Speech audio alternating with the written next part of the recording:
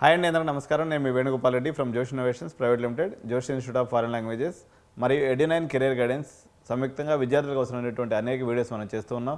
ఇందులో ఈరోజు నేను తీసుకున్నటువంటి ఇంపార్టెంట్ అండ్ ఇంట్రెస్టింగ్ టాపిక్ ఏంటంటే, భారతదేశంలో సాఫ్ట్వేర్ అనేది ఈరోజు చాలామంది తల్లిదండ్రుల యొక్క ఛాయిస్గా అండ్ ఛాయిస్గా కనిపిస్తుంది.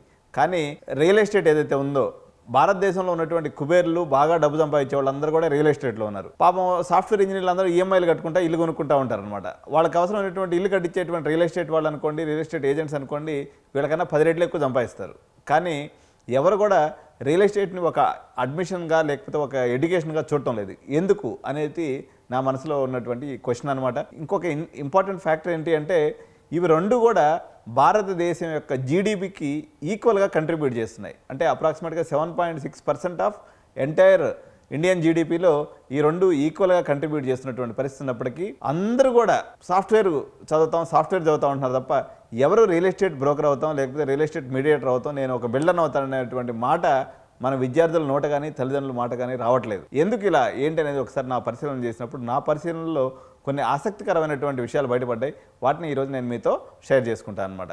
సో ఒక ఇంపార్టెంట్ క్వశ్చన్ ఏంటంటే, సో ఎందుకు సాఫ్ట్వేర్ అనేది #1 గ్లోబల్ కెరీర్ ఆస్పిరేషన్స్లో ఉందంటే, ఇంటర్నేషనల్ ఆపర్చునిటీస్, ఇంటర్నేషనల్ మార్కెట్స్కి వెళ్ళాలన్నట్లయితే సాఫ్ట్వేర్ అనేది మనకి ఒక దారిగా మనకు కనిపిస్తుంది. High paying MNC jobs like Google, Microsoft, Infosys వంటి ప్రదేశాల్లో వీళ్ళకి మంచి వైట్ కాలర్ జాబ్స్ దొరకడం అనేది ఈ యొక్క సాఫ్ట్వేర్కి ప్రధానంగా మనకి కలిసి వచ్చేటువంటి అంశం. H1B వీసాస్ అనుకోండి, రిమోట్ జాబ్స్ అనుకోండి, టెక్ స్టార్టప్స్ అనుకోండి, ఇవన్నీ కూడా ఆస్పిరేషనల్ యూత్కి ఒక కళల ప్రపంచాన్ని చూపిస్తూ ఉన్నాయి. అదేవిధంగా సిఎస్సి ఐటీ కోర్సులు తీసుకున్నప్పుడు భారతదేశ వ్యాప్తంగా ఉన్నటువంటి 4500 హైయర్ ఎడ్యుకేషన్ ఇన్స్టిట్యూషన్స్ ఏదైతే ఉన్నాయో అన్నిట్లో కూడా ఈ కోర్సు అనేది ఏదో ఒక రూపంలో అందిస్తున్నారు. సో బీటెక్ సిఎస్సి కాలేజీల యొక్క అడ్వర్టైజ్మెంట్ అనుకోండి, దీని యొక్క ఎంట్రన్స్ ఎగ్జామ్స్ యొక్క ప్యాటర్న్ అనుకోండి, ప్లేస్మెంట్స్ బాగా అందంగా చూపించుకోవడానికి పనికొచ్చేటువంటి విధానం అనుకోండి, ఎంఎన్సీస్తో ఉన్నటువంటి మన వైట్ కాలర్ యొక్క మోజో అనుకోండి, ఈ యొక్క సిఎస్సికి దోహదపడేటువంటి విషయాలుగా మనం చెప్పవచ్చు.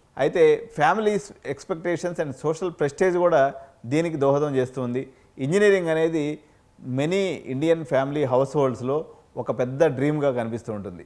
ఓకే, సాఫ్ట్వేర్ జాబ్ అనేది రెస్పెక్టు, అదేవిధంగా ఫైనాన్షియల్ సెక్యూరిటీ. మీరు ఆ సాఫ్ట్వేర్ ఇంజనీరింగ్ ట్యాగ్ తగిలించుకోగానే లోన్లో వస్తూనే ఉంటారు. ఒకరేమిడితో ఒకరు, సార్ నేను కార్ ఇస్తాను, సార్ నేను ఇంటికి లోన్ ఇస్తాను, సార్ నేను నీకు పిల్లల్ని ఇస్తాను, ఇంకోటి వస్తాడు. ఇట్లా వీళ్ళందరూ కూడా ఒకరైనకితో ఒకరు క్యూ కట్టడం అనేది జరుగుతుంది అనమాట. వేరేజ్ రియల్ ఎస్టేట్లో తీసుకున్నప్పుడు ఇది కొంత రిస్కీగా ఉంటుంది. అదేవిధంగా ఈ బిల్డర్ అంటారు, లేకపోతే బ్రోకర్ అంటారు, లేకపోతే మీడియేటర్ అంటారు, లేకపోతే ఇటువంటి పదాలు అనేవి జనరల్గా చాలామందికి నచ్చినటువంటి పదాలుగా అవడం వల్ల ఈ ఫీల్డ్ అనేది సాఫ్ట్వేర్తో సరిసమానంగా రాణిస్తలేదు. అదేవిధంగా ఎంట్రీ బ్యారియర్, రియల్ ఎస్టేట్లోకి ఒకవేళ ఎవరైనా ఎంట్రీ కావాలనుకున్నట్లయితే దీనికి ఫ్యాన్సీ డిగ్రీస్ అవసరం లేదండి. నోటి పలుకులు చిలక పలుకులు కానీ ఉన్నట్లయితే వాళ్ళు ఎవరైనా కానీ రియల్ ఎస్టేట్ బిల్డరో, రియల్ ఎస్టేట్ బ్రోకరో, లేకపోతే రియల్ ఎస్టేట్ ఏజెంట్ అయ్యేదానికి అవకాశం ఉంది.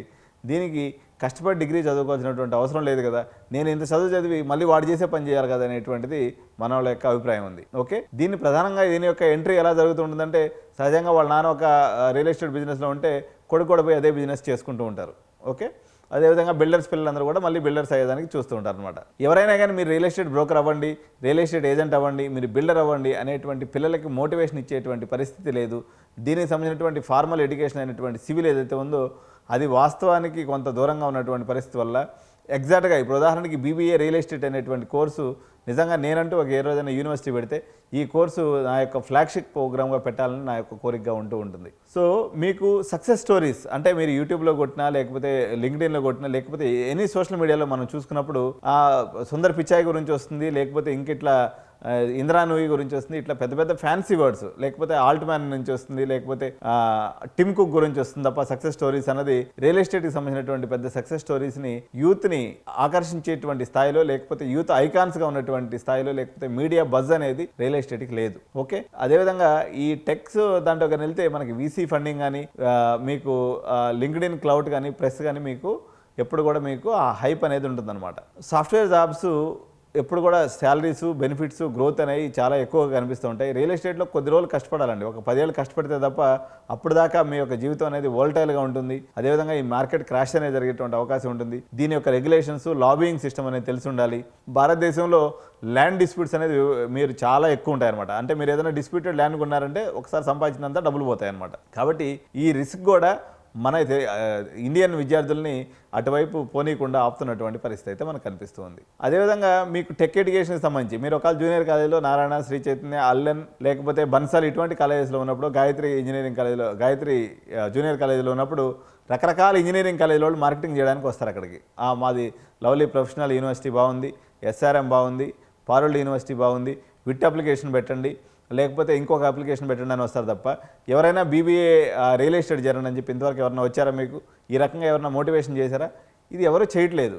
చేయలేకపోవడానికి కారణం ఏంటంటే జనాలకు అందమైన మాటలు చెప్పడం ద్వారా ఎక్కువ మనం లాజిక్ని కొట్టచ్చు, ఎక్కువ మైలేజ్ని కొట్టచ్చు అనేటి ఒక స్వార్థం కూడా జూనియర్ కాలేజ్లో కూడా ఉంది. ఎవరైనా కానీ దీన్ని మళ్ళీ మార్చుదామనే ప్రయత్నం చేస్తే ప్రజలు ఆదరిస్తారో లేదనేటువంటి ఒక భయం కూడా కాలేజీల వాళ్ళు ఇటువంటి పదాలని వాళ్ళ చెవిని పడకుండా చేస్తున్నటువంటి పరిస్థితి అనమాట. అంటే వీళ్ళు ఎవ్వరూ చెప్పట్లేదు కాబట్టి ఇది చెడ్డది అనుకునేటువంటి భావన తల్లిదండ్రుల్లో, విద్యార్థుల్లో నెలకొని ఉంది. ఓకే, సో ఈ టెక్ ఎడ్యుకేషన్లో చూసుకున్నప్పుడు ఒక పక్క కోటా నుంచి చూసుకున్నప్పుడు ఇంకో పక్క అమీర్పేటలో అనుకోండి, కోటా అనుకోండి, లేకపోతే జూనియర్ కాలేజ్ అనుకోండి, పెద్ద ఎత్తున మీకు మార్కెటింగ్ అనేది కోటాను కోట్లు పోసి న్యూస్ పేపర్లలో, టీవీలో, సోషల్ మీడియాలో వెల్లువెత్తి మీకు అడ్వర్టైజ్మెంట్ రావడం వల్ల ఓకే అందరూ చెప్తున్నారు కాబట్టి ఇదే మంచిదేమో, రియల్ ఎస్టేట్స్ చేస్తే మనం చిన్న చూపు చూడబడతామేమో, సరైనటువంటి ట్రైనింగ్ అవకాశాలు ఉండవేమో, సరైనటువంటి విజిబిలిటీ ఉండదేమో అని చెప్పేసి తల్లిదండ్రుల యొక్క భయంగా మనకు కనిపిస్తూ ఉంటుంది. సో ఇవన్నీ మీరు చెప్తున్నారు కదా సార్, ఫైనల్గా నిజంగా రియల్ ఎస్టేట్ ఎడ్యుకేషన్ అనేది తీసుకుంటే సర్వైవల్ లేకపోతే లైఫ్ ఎలా ఉంటుంది అని నన్ను అడిగితే చాలా బాగుంటుంది.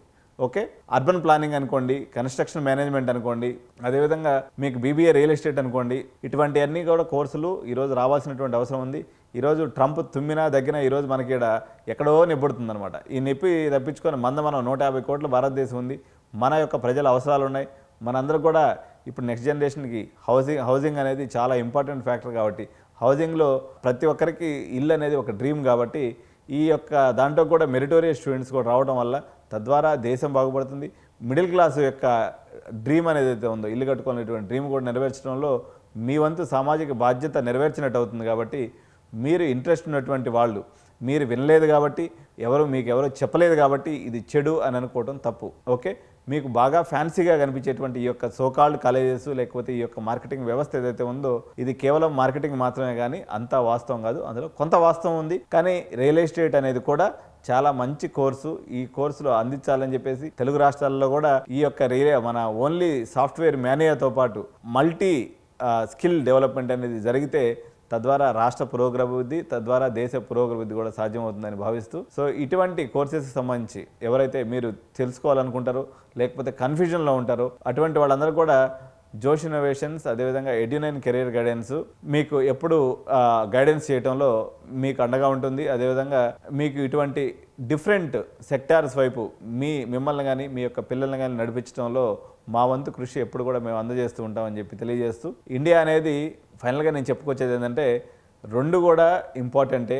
ఓకే, సో సాఫ్ట్వేర్ వాడికి సాఫ్ట్వేర్ ఉంది, లేకపోతే రియల్ ఎస్టేట్ వాడికి రియల్ ఎస్టేట్ ఉంది. ఓకే, రియల్ ఎస్టేట్ని కూడా కెరీర్ పాత్గా చూజ్ చేసుకోవటం వల్ల మీకు సరైనటువంటి లాభాలు వస్తాయని తెలియజేస్తూ, ఇంట్రెస్ట్ ఉంది, మీకు ఒక మంచి పర్సంటేజ్ ఉంది, మీకు కోడింగ్ వైపు అభిలాష ఉంది, అటువంటిప్పుడు మీరు అటువైపుకి వెళ్ళొచ్చు. కానీ లేకపోతే ఎవరో ఏదో అనుకుంటారు, లేకపోతే ఎవరో సమాజం ఏదో నన్ను చిన్న చూపు చూస్తుంది అనేటువంటి ఉద్దేశంతో మీరు రియల్ ఎస్టేట్ని వదిలి అటు పోవాల్సిన అవసరం లేదు. మీకు ఒకవేళ ఈ రంగంగా ఇంట్రెస్ట్ ఉన్నట్లయితే డెఫినెట్గా ఇది కూడా మంచి లక్రేటివ్ కెరీర్గా ఉంటుంది. ఇది మీ ఊర్లో ఉన్నటువంటి ఏ రియల్ ఎస్టేట్ మీడియేటర్ని అడిగినా వాళ్ళందరూ కూడా మినిమం సంపాదన, మంచి సంపాదనతో సాఫ్ట్వేర్ ఇంజనీర్ల కన్నా సరైనటువంటి జీవన ప్రమాణాలతో ఉన్నారు అని చెప్పేది మీ కళ్ళకు కనిపించేటువంటి ఒక నిజం. కాబట్టి నేను చేసినటువంటి ఈ టాపిక్ మీద మీ అభిప్రాయాల్ని, అదేవిధంగా మీ మనోగతాన్ని కామెంట్స్ రూపంలో తెలియజేయండి. ఈ వీడియో మీకు నచ్చినట్లయితే లైక్ చేయండి. అదేవిధంగా మా ఛానల్ని సబ్స్క్రైబ్ చేసినట్లయితే మరిన్ని ఇన్నోవేటివ్ కెరీర్ ఆప్షన్స్ని మీ ముందుకు ఎప్పటికప్పుడు నేను తీసుకొస్తూ ఉంటానని తెలియజేసుకుంటూ థ్యాంక్ యూ సో మచ్. జై హింద్.